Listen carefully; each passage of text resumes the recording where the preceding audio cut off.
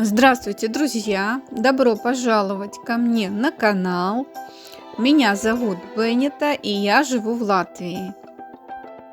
Сегодня у меня будет мотивация на уборку, а также сегодня приготовим весенний пирог с ревня. Ну и как видите, погода нас особо не радует. Снова выпал снег, я уже показывала в прошлом видео. Мое утро начинается с чистки снега, как это не удивительно, в конце апреля. Но чищу я не дорожки, а сетку, которой накрыты наши курочки. Я уже рассказывала, что сетку на территории, где гуляют курочки, но не всю, а там, где стоит домик, мы накрываем сеткой, потому что вороны у нас воровали яйца. Просто заходили в домик и забирали оттуда яйца. Вот такие чудеса у нас происходили. Если бы мы сами не видели, то никогда бы не поверили в это. И так как снег этот мокрый очень, то он вот собирается в такие кучки, и сетка начинает падать, не выдерживает тяжести. Вот и приходится идти и вот так вот стряхивать. Но вы знаете, это еще ничего, снежок. Я помню, года 2 назад мы купили гусят первый раз. И это был май месяц, по-моему, 3 или 5 число. Уже была такая хорошая травка, а гусята, как знаете, кушают травку. И муж каждое утро ходил и косил им траву. И вот одно утро мы просыпаемся, смотрим, а на улице снега 10 сантиметров. Вы не поверите. А без травы гусята никак, поэтому пришлось мужу по снегу косить траву вместе со снегом. Это был, конечно, вид еще тот. Так что весной погода частенько преподносит такие вот неожиданные сюрпризы. И каждый раз происходит что-то по-другому. Но, как говорится, человек может приспособиться ко всему, ко всяким обстоятельствам. Самое главное — не опускать руки, не сетовать на жизнь, на судьбу, на какую-то, на какие-то неудачи. Ну, а я начинаю свою уборку сегодня. Уже, кажется, пришла весна, и топить уже не надо, но, как вы понимаете, на улице холодно, то приходится сейчас топить, продолжать топить. Муж принес дрова, сейчас я их разложу. Коротенькие у меня идут на кухню, и такие более длинные идут в комнату, в печку.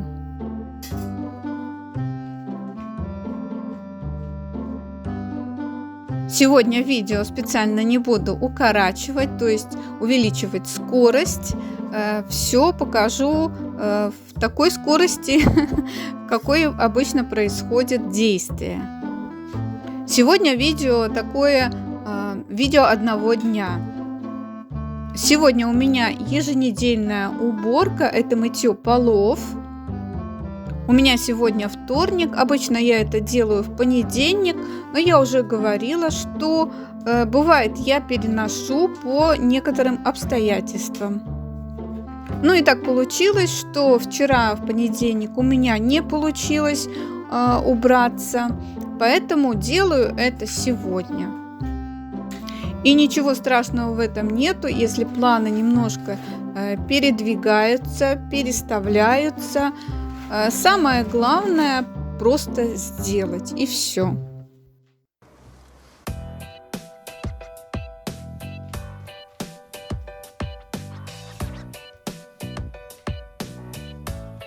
Сначала затапливаю печку, тут же и подметаю, прибираюсь, чтобы весь этот мусор потом тут как бы уже не оставался.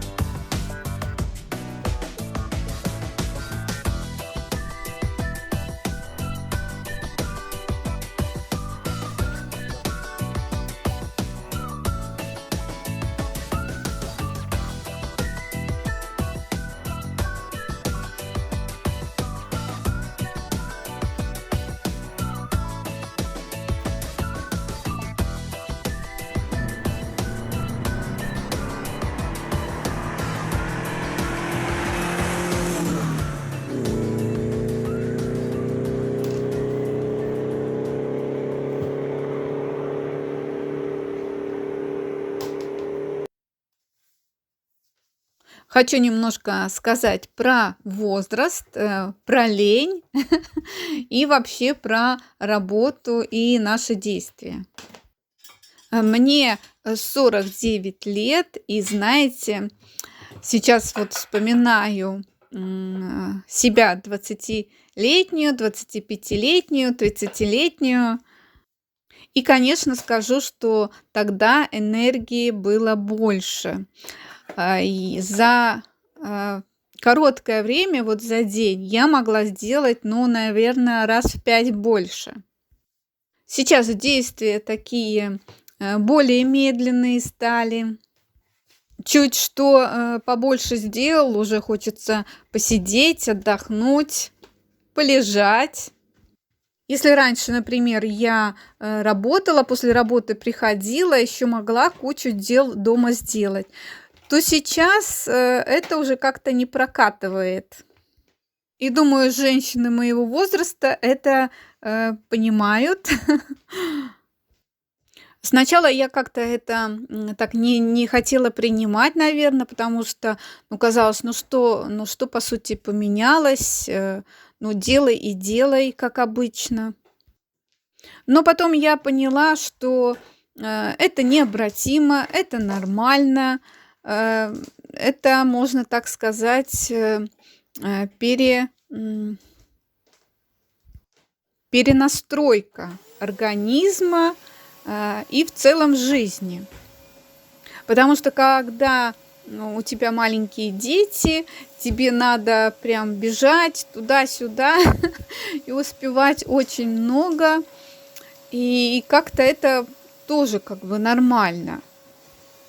Тебе не надо никуда бежать, никуда скакать. Ты можешь спокойно заниматься своими делами, заниматься вообще своей жизнью. Не знаю, как вам, но мне еще много чего хочется, конечно, сделать.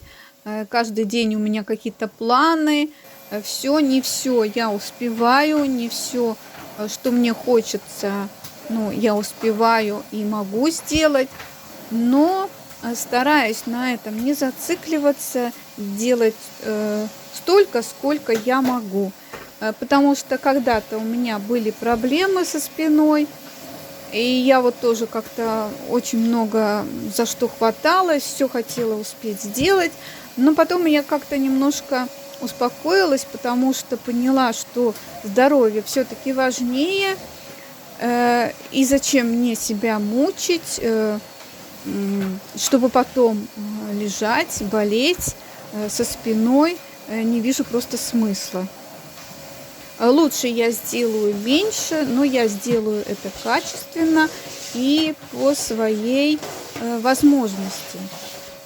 Если я раньше как-то себя заставляла, вот болит, не болит у меня там спина, например, и я иду и делаю, бегу, то сейчас я больше этого не делаю. Если я чувствую, что мне как-то некомфортно, если я устала или, например, у меня там болит голова, то я себе просто позволяю отдохнуть немножко, и потом с новыми силами у меня все получается лучше, чем если бы я прям, ну, вытягивала себя. Ну вот, я пропылесосила во всех комнатах, и сейчас мою полы везде. Мою полы на коленках. Мне так проще. И спинку я берегу таким образом. Кстати, ползание на четвереньках очень помогает при болях в спине. Я, наверное, вас сегодня так заговорила, но как-то мне хотелось вот выговориться, немножко рассказать про свои вот какие-то заморочки.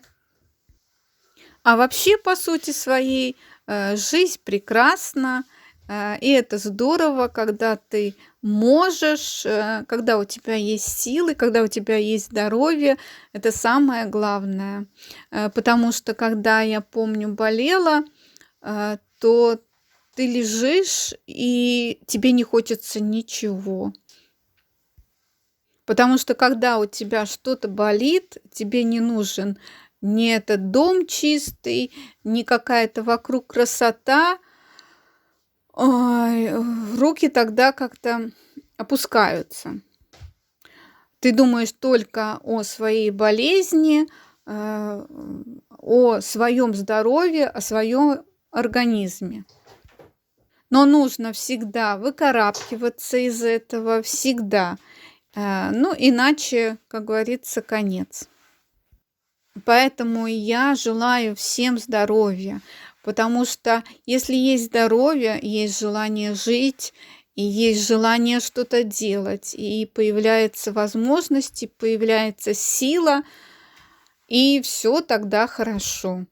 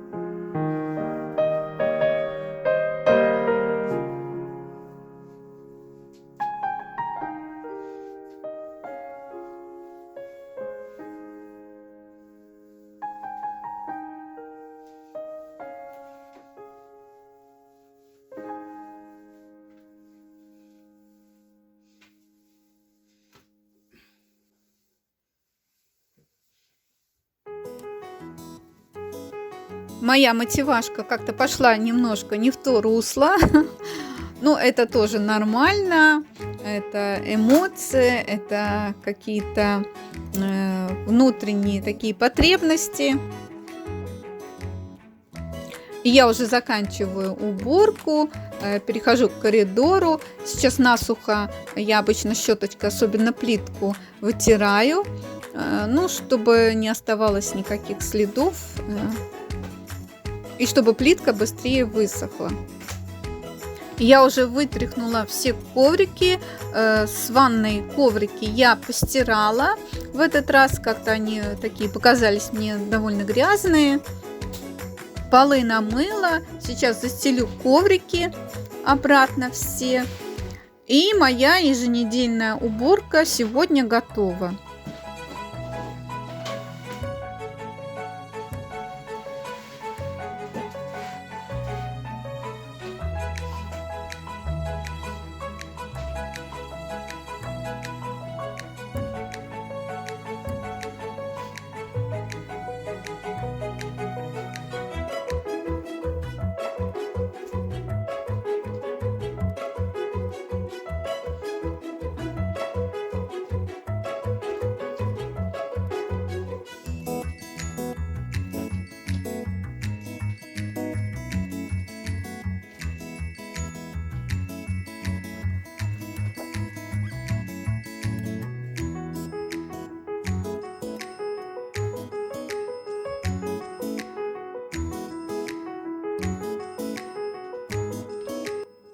Ну, конечно, вы понимаете, что на этом уборка не заканчивается. Меня ждет посуда, но кое-что я уже помыла, кое-что еще с веранды принесла грязное. Сейчас протеру чистую посуду, помою оставшуюся посуду в раковине и буду печь пирог. И еще, кстати, с прошлого видео я делала пельмени. Сегодня я их продолжаю делать, потому что не придумала, что приготовить еще с фарша. Муж говорит, давай налепи пельмени и будем кушать потом. Ну, так что у меня сегодня еще будет лепка пельменей, но я уже это не снимала, так как это было в прошлом видео. Не буду вас мучить своими пельменями, но я налепила еще столько же пельменей. Так что у меня сегодня очень продуктивный день был.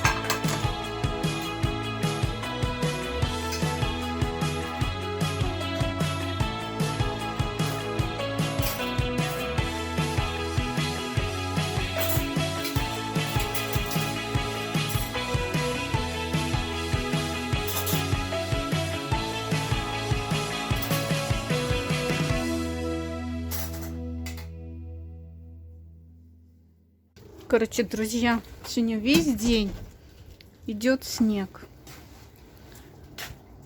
Сейчас такой мелкий. Я уже почистила у курочек.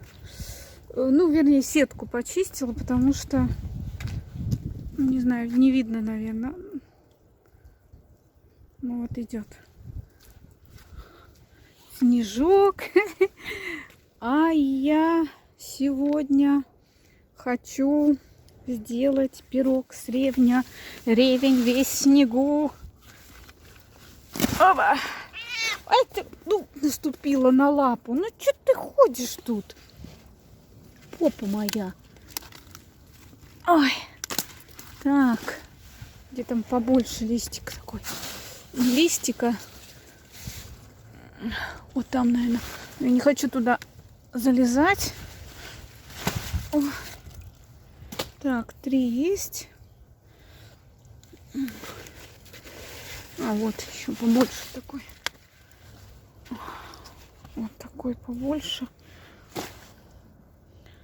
Короче, ревень в снегу. Первый раз собираю ревень в снегу. Ой, блин, кошмар. Ой. Вот тут листик вот большой, но я не хочу туда залезать. Может, хватит? Ай, хватит, я думаю. Достаточно будет. Ой. Сейчас листочки оборву.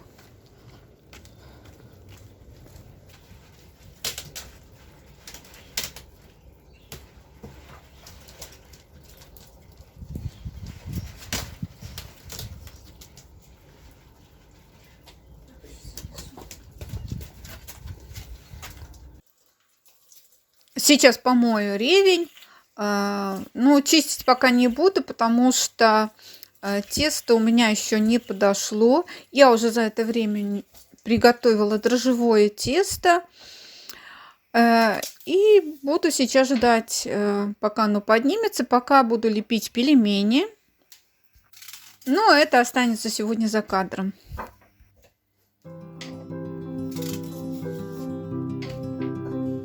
Пока не буду чистить, потому что у меня еще тесто поднимается.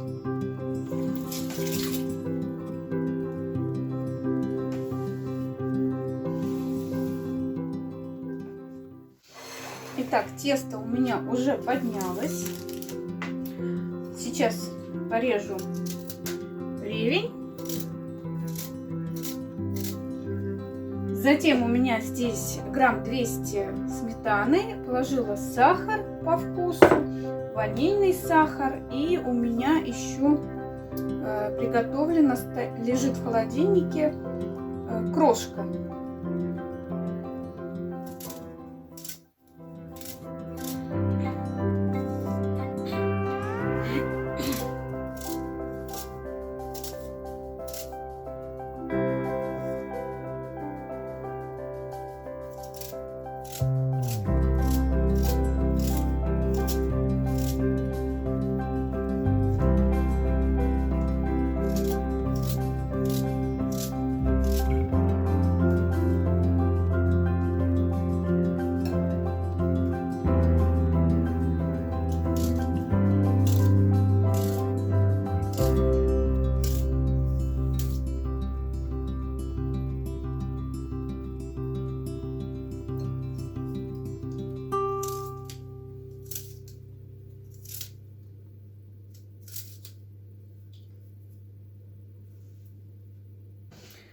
Пирог большой, поэтому мне не хватило. Ревня не хватило. Я сходила еще, сорвала 2 штучки. Потому что, ревень, он все-таки уменьшается в размере. И чтобы было больше начинки, покрошу еще.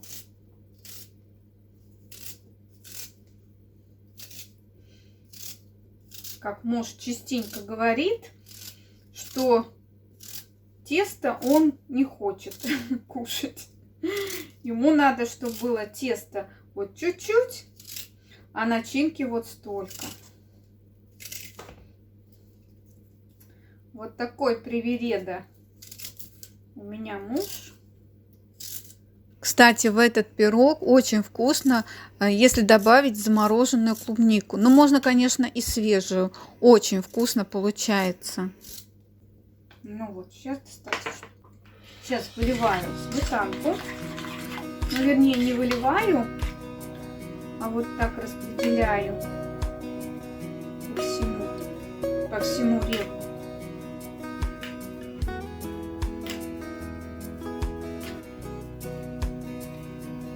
Я уже включила духовку. Она у меня уже разогревается.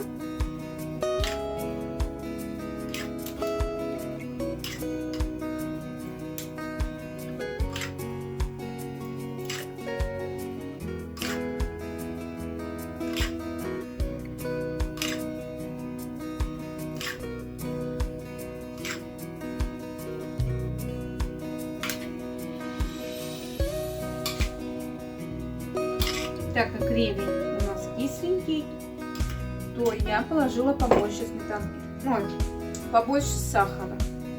Яйцом я не смазываю, я края эти смажу той же самой сметанкой.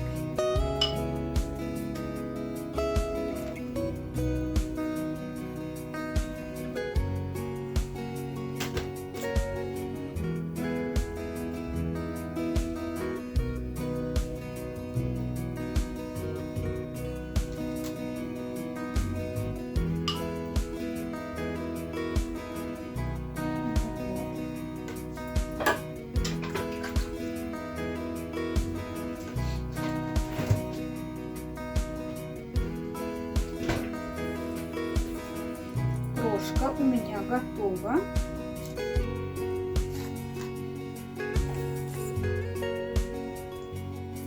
Сверху выкладываю крошечку и убираем в духовку.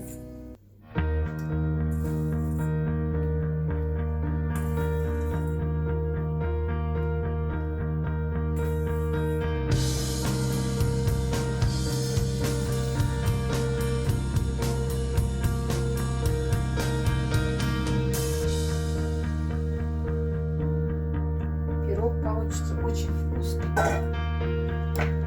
Пирог убираю в духовку.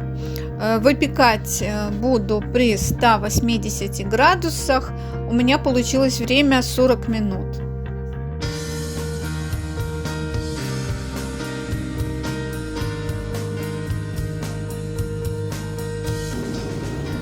Но еще чуть-чуть. И пирог у меня готов будет.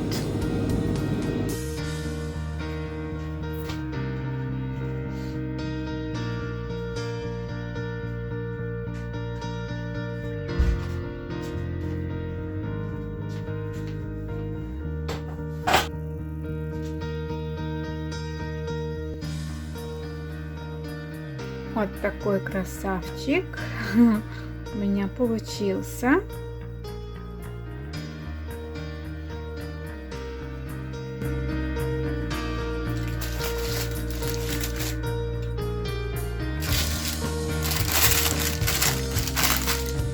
Какой ревенький, смотри. О!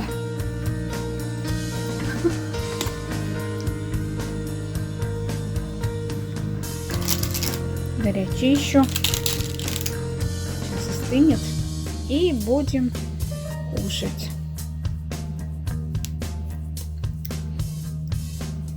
А я на сегодня с вами прощаюсь.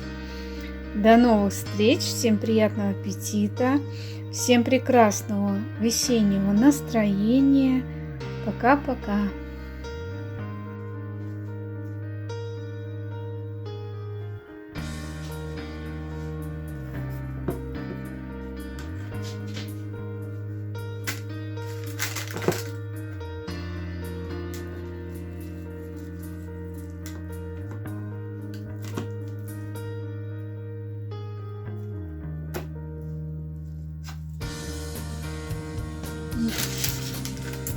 Надо ждать, пока остынет.